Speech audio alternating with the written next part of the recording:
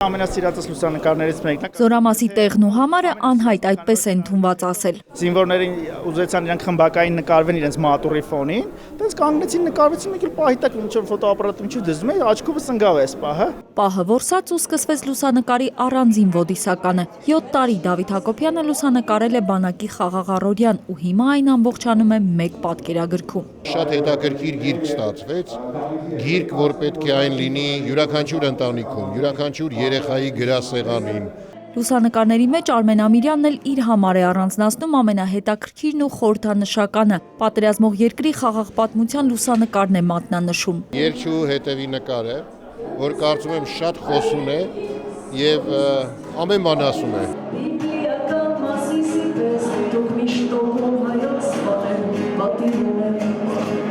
Ինչապ մեր զինվորը նկարենք, աչապ մեր զինվորը